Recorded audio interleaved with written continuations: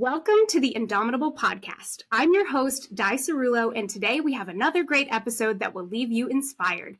Today's guest is the indomitable Genevieve Piturro. Genevieve's journey has taken her from a little girl's question in a homeless shelter to the Oprah show to boardrooms and stages across America. A successful TV executive, Genevieve dramatically changed the direction of her life and found purpose when a 6-year-old's question rocked her world and she jumped off the corporate ladder.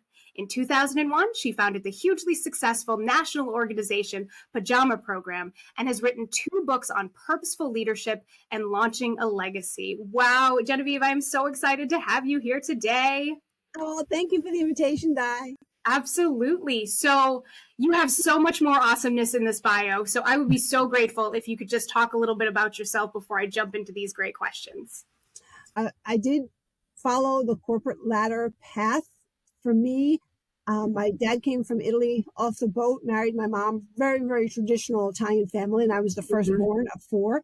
And I did probably, looking back, felt, like everything was already mapped out according to my tradition. And I felt a different pull to the corporate world, maybe because I was a woman and I felt, camaraderie with the women who were saying, we can break the glass ceiling. It's not fair.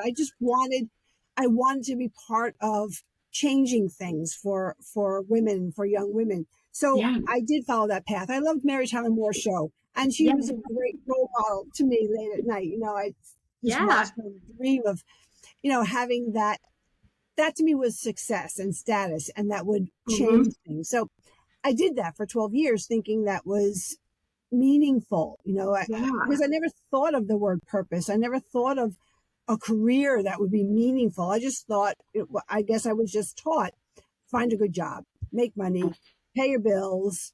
You're lucky if you like the job.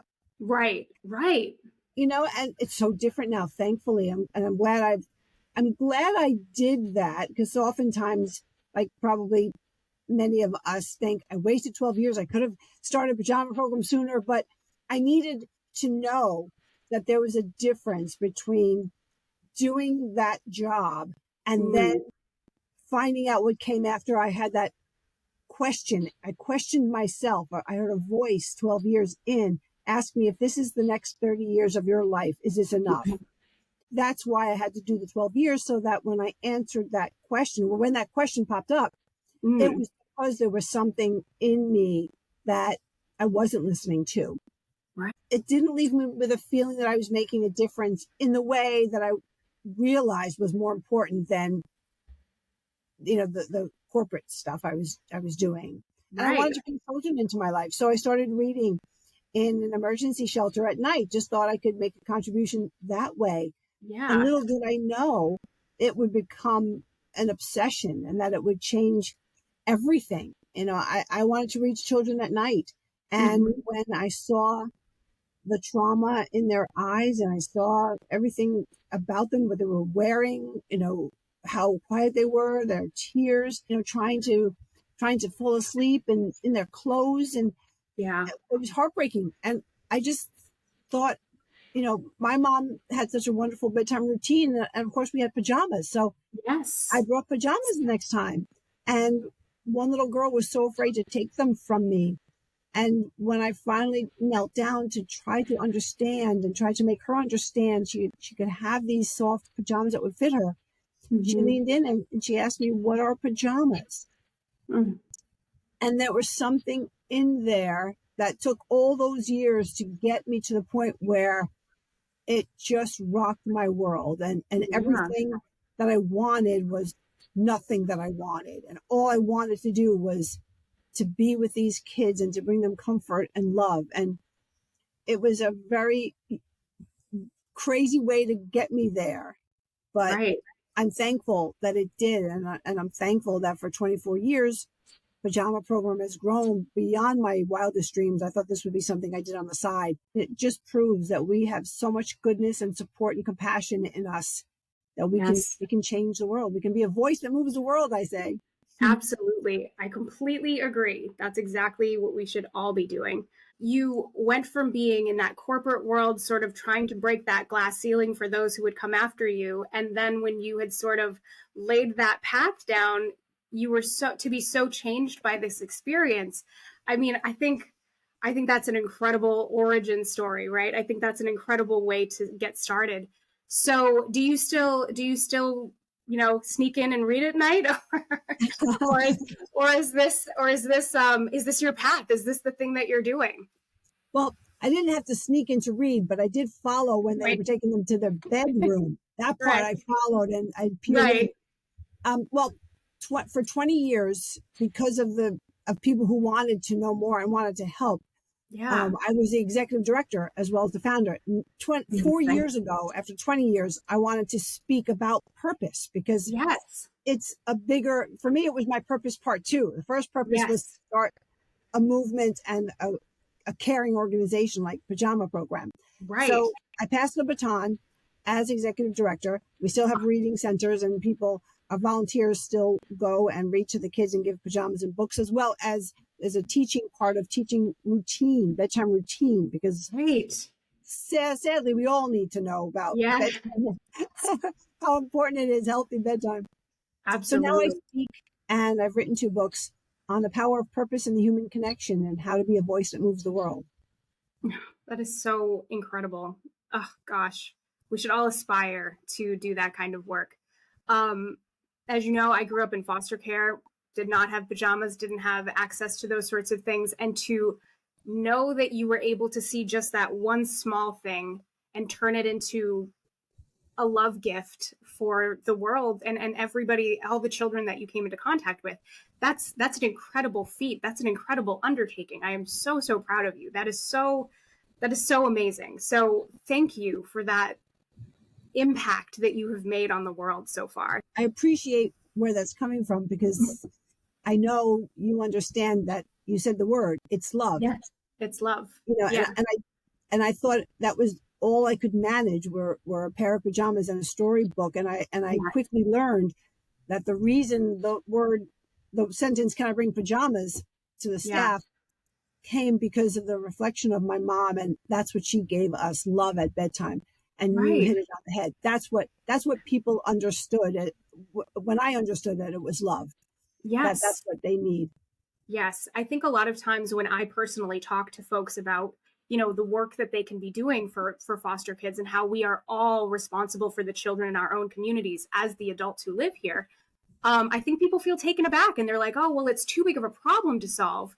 And I think that it's amazing that you didn't feel that way. You thought, I can do this one thing. I can do this thing. This is doable. Can you talk to me a little bit about that? What didn't hold you back? What was the thing that you overcame? Or was it just you knew you could do this, so you did it? Well, I knew I could handle pajamas and books. Yes. I knew I had to. To this day, I can picture her, and I could see the pain, and I felt this cord connected to her. Everything changed. I was a totally different person. That obsession set in.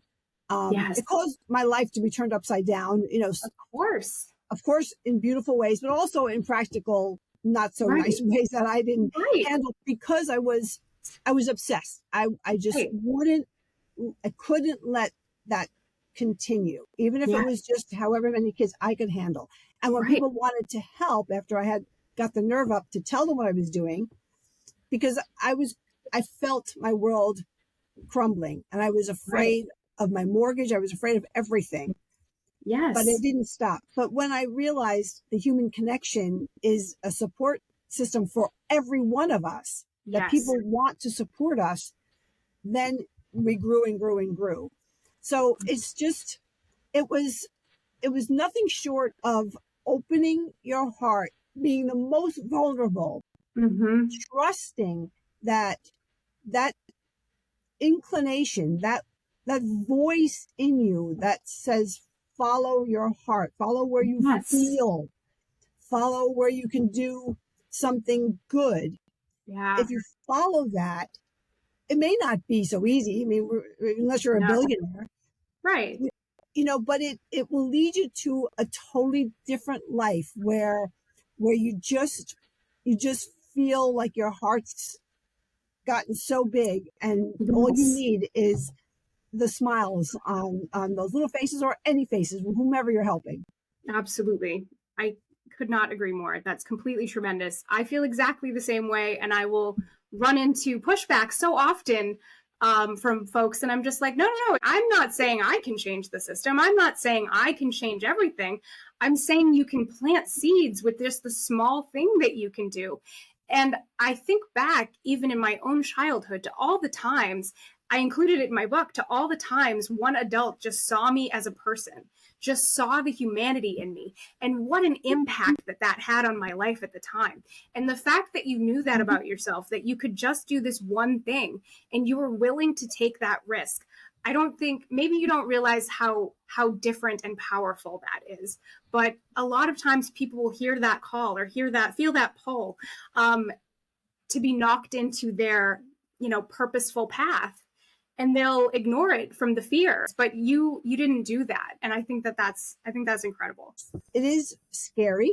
Yes, of course. And I understand, because I coach a lot of people, and I understand a lot of people like me want to change midway. Right. And so I love, that's the harder part. I did it too, and it was hard, but I didn't have children. I did have a mortgage. Indeed. And I just met someone while I was having this revelation who said, go for it, who supported me. Now, I've coached a lot of people, and a lot of people have confided in me. They don't have that support. Of course. They don't have the courage, I guess, or they aren't prepared to make a major change because of responsibilities. And I get that. And so I wasn't as tied in. And it still wasn't easy. So I know. And I teach the slide because not everybody can jump. I have that gene, but not everybody does. Yeah. And there's a way to slide in whatever you love. And it doesn't, I always say, finding your purpose doesn't mean starting a nonprofit. It means following your heart. Right. So if you're a CPA and you want to be a veterinarian, there's a way to bring animals into your life if you can't just jump. Yes, just jump. Right. I'm so glad you're doing that work. I'm so glad that you are inspiring people, and I'm so glad that you can coach people through that process. I mean, that's a tremendous impact to have on the world. I don't often say this. I'm very impressed. Tell me about your first book. I want to hear about it. Oh, Purpose, Passion, and Pajamas. It's about the journey. And when I would speak, before I passed the baton of executive director, I would say I'm not telling you it's easy. I am not telling you when you find your purpose, the light bulb goes on, it's smooth sailing. Your purpose means it's your heart telling you what to do. And your brain is the one that tells you, don't forget your budget. Yes. Your heart says, let's do this. Let's go. We're going. Yes. No problem. Yeah. Absolutely. So, and that's the joy that we're supposed to feel. Yes. So there is a balance, of course, and I didn't find that balance. So I write about all the wonderful things that purpose did. And when my brain said, I told you weren't going to be able to pay your mortgage and they're going to come after you. Right. So I tell the ups and the downs and how I navigated through it. Thank God.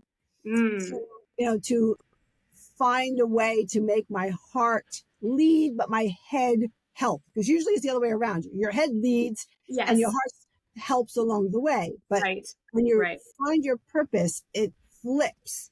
And it often takes a while for your brain to stop yelling at you and frightening you, because it will do everything to make you stop.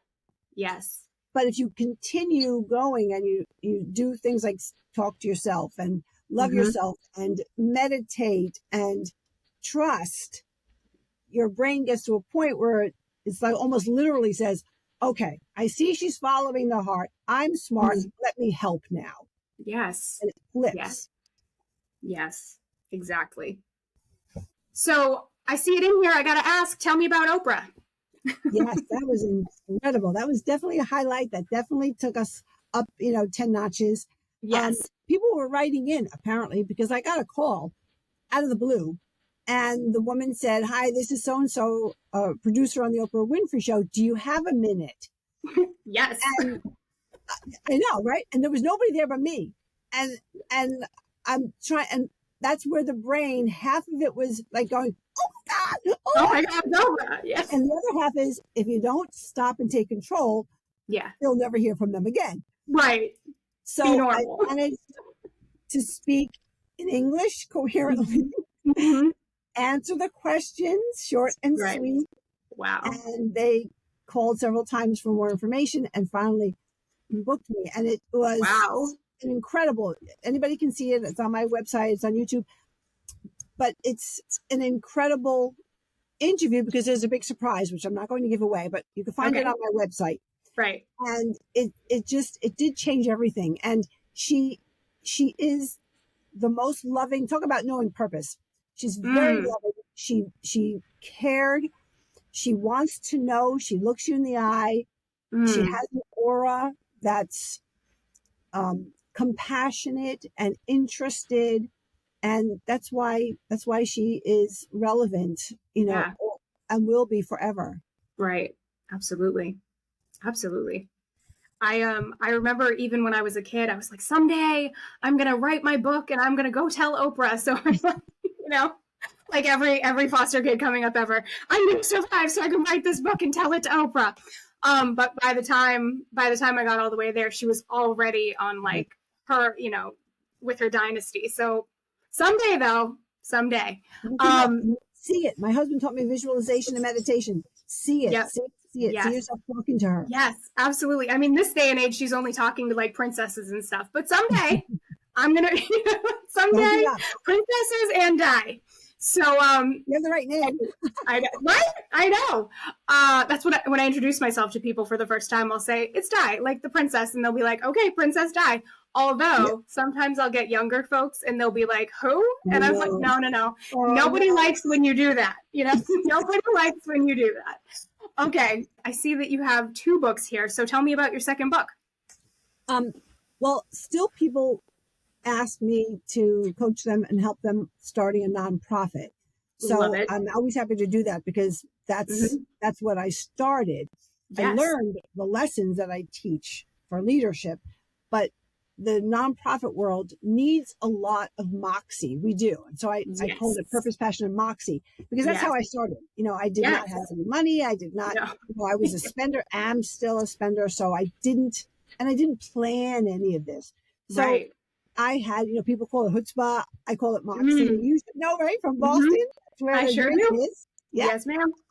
And so I talk about, it's a workbook. So I talk about who should be on your board. I talk about what your priorities need to be. I talk about the human connection and how to find people that you don't think you'd ever find. Right. And it's I hope helping people say it does. So that's what that one just came out this fall. That's incredible. I think especially, I have worked in tech and biotech spaces for most of my career. And I think the thing that comes up a lot for us techies in particular is just that feeling you get into it because you want to change the world, right? A lot of it, and money, but you get into it because you think you can change the world. You think that, the work that you're doing can change the world. And then a lot of us kind of come to the end of that, or at least at the midway point, as you discuss, and just feel like, oh gosh, this isn't filling me up the way it used to. I got all the way here. We see in this day and age that millennials will get all the way to, management and leadership positions and just be like, oh no, I don't want that. I think it's incredible that you have found that niche, or that niche, I guess, for folks that are just like, this wasn't it. And there you stand being like, okay, cool. There's other things to do here. The world needs us. Let's go. What's the first question people ask themselves when it's time to call someone like you? Most of the time they're afraid. They're nervous because the first steps are daunting. Of course. Lots of things are swirling, what to do first. How do I do this? I'm afraid. I'm afraid to tell people. I'm afraid I don't know anything. I'm afraid I'm too old. I don't know if I can make money. lots of fear, and I know every single one, and it's in my Right. book. I was very honest about getting through, the fires and Mm, all of that. And a lot of us just need a good group of cheerleaders. And you right. don't need 10, you can do it with 3 or 4, but you need those people because so many people, especially if you're halfway through, a career, are not going to understand. Yeah. Yeah. That's a good point. There are going to be a lot of naysayers in Yeah. your life. Yeah. Yeah. For me too. And I wrote stories. Yeah. I think Yeah. the And most that's hard. fantastic revelation I sort of had about naysayers is the fact that people telling me that I couldn't do it really had nothing to do with me. I Hmm. realized down the road, and not early enough, I'll be honest, folks, not early enough, that if somebody tells me I can't do something, it's because they don't think they can do it. It has nothing to do with whether or not I can do it. Hmm. So Hmm. I think that's something that's important to recognize if you find yourself on this journey, you found your way to this conversation because you're on that journey. Um, And somebody so also told me, Di, it's people aren't afraid of you changing. They're afraid now they're going to have to change. And they're going to have exactly. to change how you fit in their life and how Mm-hmm. they fit in your life. That Mm-hmm. relationship changes. That's what they're afraid of. They Yes. like it just the way they're They like comfortable. it just the way it is. They like how they see you just the way that and of course that also has nothing to do with you. The unlearning process has so much to do with how you are perceived in the world, right? You are understanding your place in the world through other people's perceptions of you. I think that's really fascinating. What are the ingredients for like a really good idea that's going to take off and be something? Well, there are two things. Some people have an aha moment, we'll call it Oprah's. Mm-hmm. So that can happen to me. Something Yep. happened that we could say woke me up, that stopped rocking Mm-hmm. my world. Yeah. Something happened, and you probably have a few of Yeah. those too. Of So course. a lot of people have that, and it's definitely 100% emotional.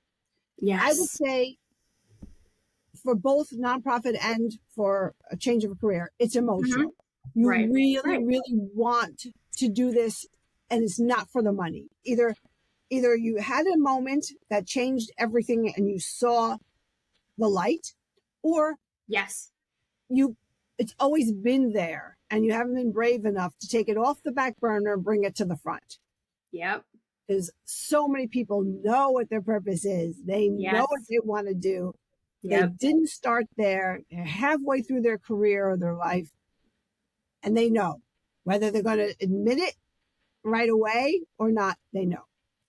So those are two different things. And Right. like I said, if people are afraid to jump, there's a slide. And that brings a lot of peace to people. First, to Mm. know that the slide is less of a risk, Mm. but it brings a lot of reward and a lot of joy if you bring that whatever it is into your life for 1 hour a week. And that can be researching it if you were thinking of changing, because being immersed in the world of, say, being a veterinarian and learning about Mm. the animals, Mm. that's enough. Makes you feel like, wow, I might be able to do this. I'm giving myself this gift. I'm feeling like a Yes. doctor. I'm feeling like I'm on the path to being a vet. And Yeah. I might decide, and it's okay, that all I want to do maybe is volunteer or to work a couple of days at night in a shelter. Mm. So it, Yeah. it opens up the window as opposed to opening up the door and saying, here I Yeah. am. Yeah. I think as an ADHDer, our main thing is like as soon as we know it, it's like, okay, now we're doing it. Now we're going. And so I'm always careful about, okay, like where are the guardrails here? You know, like, where do I so I love this idea of sort of a jump versus the slide. I think that's going to be helpful for a lot of folks like me. So what is the best leadership advice that you have gotten yourself? To ask for help. I think ask for help. Ask for ideas. Don't feel like bosses just went into the room, into the meeting Mm. with their own ideas. This is how it's going to be done. Right. Until I got to the point where I didn't know what to do in a situation. And I thought, if I tell my board or my staff or my volunteers or anybody, I don't know what to do, everything's going to fall apart. Yeah. But it brought us closer because somebody had a great idea. And it Yes. wasn't a $1 million idea. I'll be specific. During the recession, everything was a mess, and nonprofits were closing, businesses were closing. And I said, cannot happen. These kids, I would never let these kids, go without pajamas. It's not an option.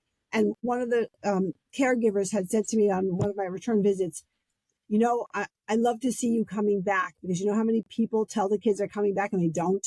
And I said to myself in that moment, I will never be one of those people. So that kept coming up in me. And I said, I will never be one of those people. So I went to the board meeting and everybody was down because it was just, the whole country was suffering. And I said, I don't know what to do. For the first time, I said, I don't know what to do. I didn't have to read them the numbers because they knew them. Right. And one woman actually said, I think we should go bowling. Okay. So now I sat there, honestly, and I thought, who bowls in New York? What is she talking about? Right. How are we going to raise the money we need? Don't think about raising millions of dollars or tens of thousands of dollars. Let's go bowling. Let's put an event together. Let's invite people, pay a nominal fee.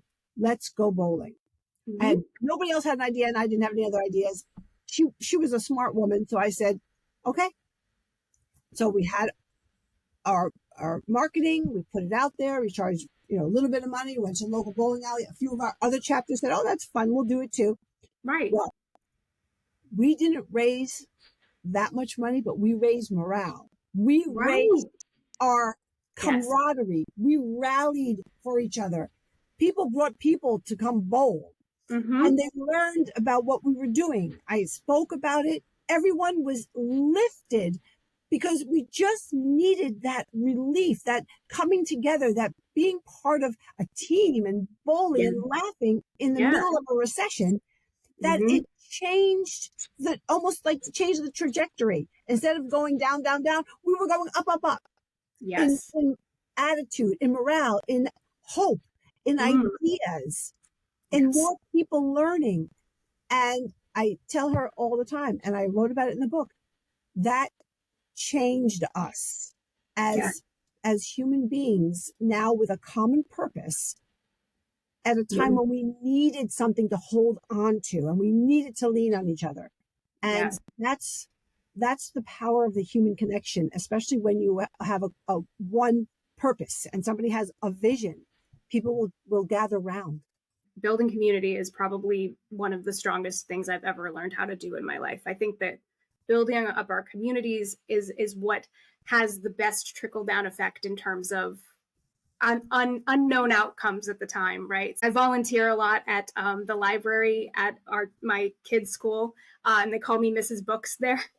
Oh. So it's like if you asked me in childhood what my adult goals were for myself, like I'm not sure I would have known, but I think it's connected to that. It's like the thing that is like the most instantly gratifying. You will hand them the book they're looking for or put in that effort or any of those things, and they are just so touched in that moment. They're just elated, right?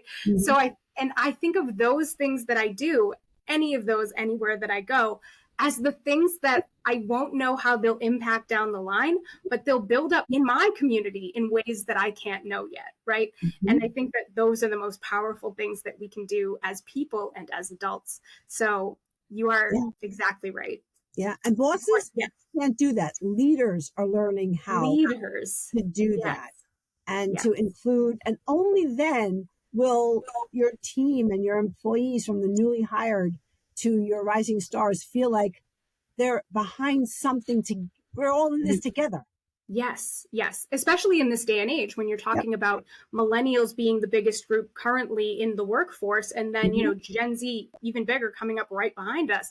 When you think about what we look for in workplaces and jobs, we're looking for that purpose. We're looking for leaders to lead us. We don't want bosses. We don't need those things. It's a gig economy. We can do whatever we want on our own. We can make our own money. But when we join a mission, we are looking for that kind of leadership. We are looking for that purpose. Absolutely. Yeah. And when the leader shares the vision, because you want to know what the vision is that your leader has. Yes. You want to believe in him or her. And that vision has to be shared. And there's a story behind every business. There's stories of how it changes people's lives and the benefit for the greater good. Yes. What do you say if somebody asks you what the difference between a boss and a leader is? I think a leader listens. I think a boss talks. That's how I've experienced it for the most part. Wow, that was really, yes, exactly. A leader listens. Shoot. All right. Agreed. What do you think, in all the things that you've done, in all the positions you've held, in all the work that you've inspired, what do you think needs to be done the most? What do you think has the biggest impact today? Well, I think we have to share on a personal level in smaller groups. You tell me things, Di, and I can. They touch me, and your stories about foster care, I'm sure, would have me wrapped, listening to everything and wanting to hear more, so that I would want to be there and support you because you're trusting me with your heart. Right.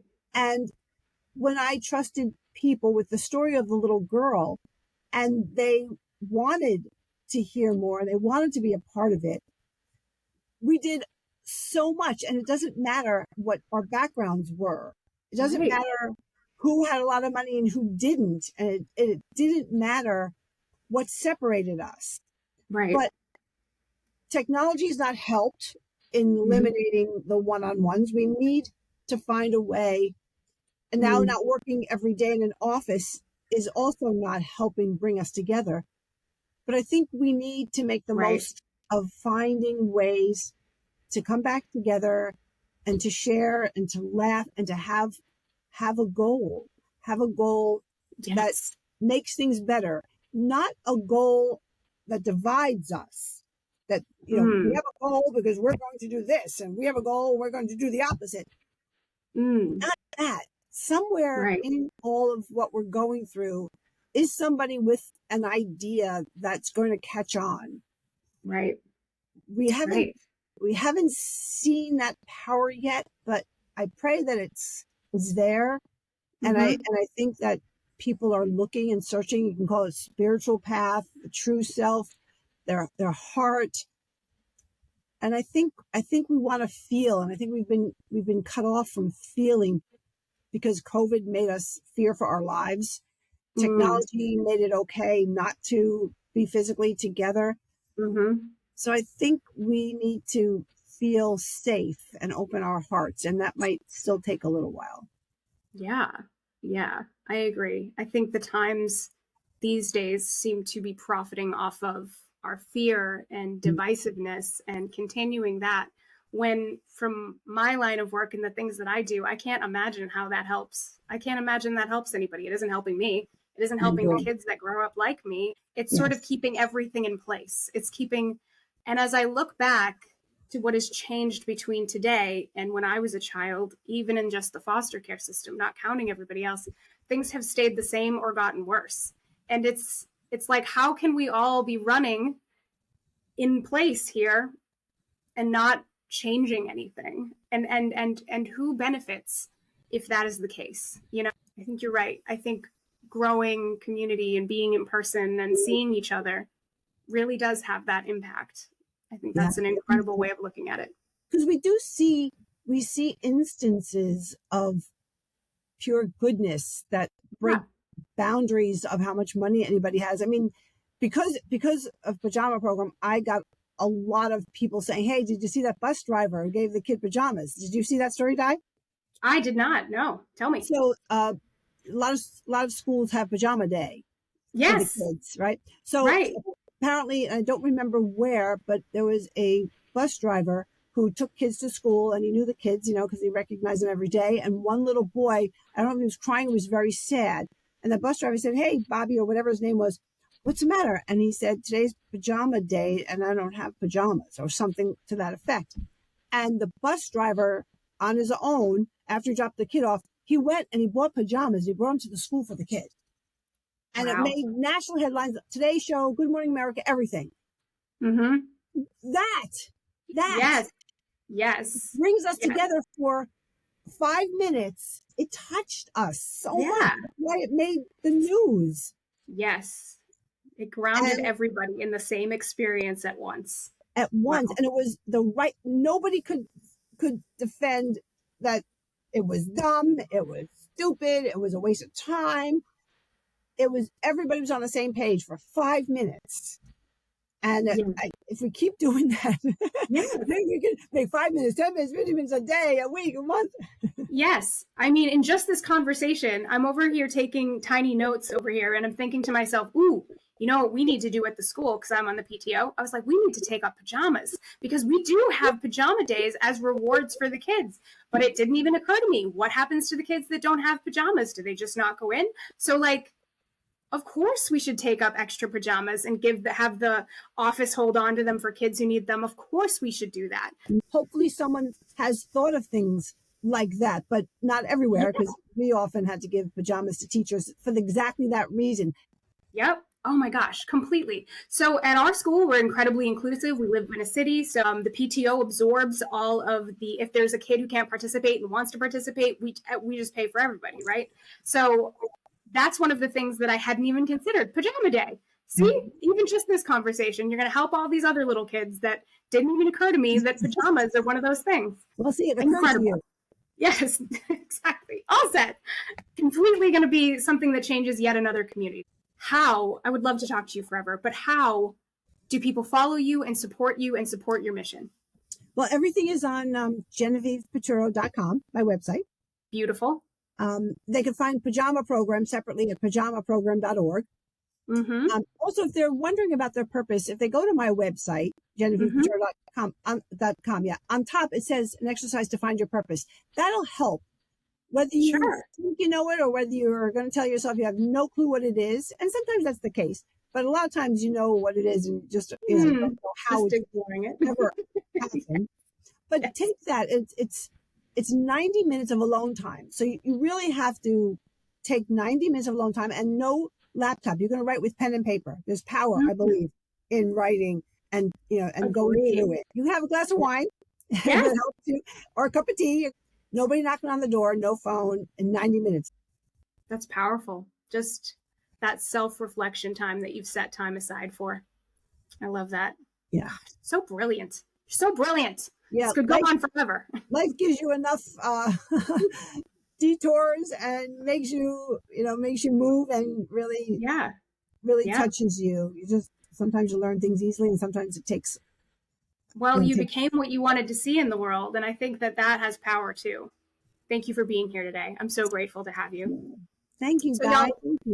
Thank you for tuning in today. If you enjoyed this episode, please share it with your friends, and don't forget to subscribe to the Indomitable Podcast for more incredible stories of humaning.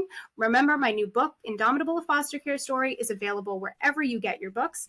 If you have upcoming events you'd like me to bring the Indomitable experience to, please submit a request via my website. And finally, as ever, I am so happy to have you here in community with me. And remember, together we are truly indomitable. Take care, everyone.